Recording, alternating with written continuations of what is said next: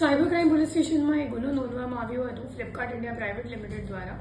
આ કેસમાં ફ્લિપકાર્ટની સામે એવી હકીકત આવી કે ડિસેમ્બર મહિનામાં એક સુખવિલાસ ક્રિએશન નામની સેલર આઈડીમાં એક સાથે ફ્રોડ્યુલન્ટ ઓર્ડર પ્લેસ કરવામાં આવ્યું હતું 5121 ઓર્ડર્સ.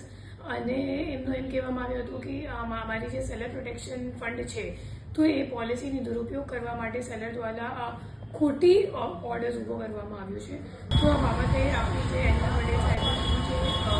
એમની દ્વારા કરવામાં આવી અને આખું ટેકનિકલ વર્કઆઉટ કરીને ખબર પડી કે સેમ જ મતલબ એક જ કસ્ટમર આઈડી, આઈપી એડ્રેસ અને એક જ મોબાઈલ નંબર દ્વારા અને એક જ ડિવાઇસથી તમામ ઓર્ડર્સ પ્લેસ કરવામાં આવી હતી. અને છેલ્લા 9 દિવસમાં 5121 ઓર્ડર પ્લેસ કરીને જે સેલર પ્રોટેક્શન ફંડની પોલિસી છે ફ્લિપકાર્ટની એનો દુરુપયોગ કરીને ફ્લિપકાર્ટ સાથે 42 લાખ રૂપિયાની છેતરપિંડી કરવામાં આવી છે.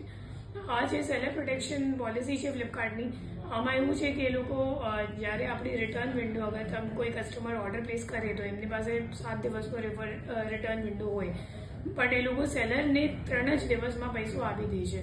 તો સેટલમેન્ટ કરવાની જે સાયકલ છે એ 3 દિવસની છે અને જે રિટર્નનો વિન્ડો છે એ 7 દિવસનો હોય. તો એમાં જે આપણો મુખ્ય આરોપી છે આશવ, તો એમને આ જે પોલિસી છે એમને દુરુપયોગ કરીને તમામ ઓર્ડર્સ 5121 ઓર્ડર્સ કેશ ઓન ડિલિવરીનો ઊભો કરીને 3 દિવસમાં પેમેન્ટ લઈ લીધું અને 4થા દિવસમાં તમામ ઓર્ડર્સને કેન્સલ પણ કરી દીધું. અને કેન્સલ કરવાથી જે ફ્લિપકાર્ટ છે એમને પોતાનું પૈસા નથી મળ્યું, પણ એમને ફ્લિપકાર્ટથી 42 લાખ રૂપિયા જે ઓર્ડરનું હતું એ તમામ મળી ગયું. આ સમગ્ર ઘટના જ્યારે સામે આવી તો ફ્લિપકાર્ટ દ્વારા એપ્રિલ મહિનામાં આ જે સેલર છે એમને બ્લેકલિસ્ટ કરવામાં આવ્યું હતું અને અહીંયા ફરિયાદ નોંધાવવામાં આવી હતી. તો આ તપાસમાં આવું સામે આવ્યું છે કે જે આશફ છે એમની સાથે આ 4 અન્ય આરોપી આમાં સંડોવાયેલ છે. આશફનો જે ભાગીદાર છે રક્ષિત, તો એ એકચ્યુઅલી જે બેંક એકાઉન્ટ, જે ખાતામાં ટ્રાન્ઝેક્શન થયું છે 2,46,00,000નું 10 મહિનામાં, તો એ બેંક એકાઉન્ટ રક્ષિતના નામ પર છે અને મોબાઈલ નંબર પણ એમનો જ રજિસ્ટર્ડ છે અને બંને છેલ્લા 2 વર્ષથી ઈ કોમર્સનું કામ કરે છે અને ભાગીદાર છે.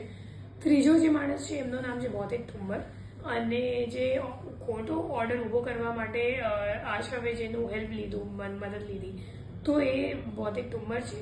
ફિર ભૌતિક ઠુમ્મરનો જે ભાગીદાર હતું તો એમ આશીષ બોરા, તો આશીષ બોરા એ ટેલિગ્રામ મારફતે એક જામતારાનો અજાણ્ય માણસ છે જે એકચ્યુઅલી ઓર્ડર ઊભો કરે છે, તો એમનું સંપર્ક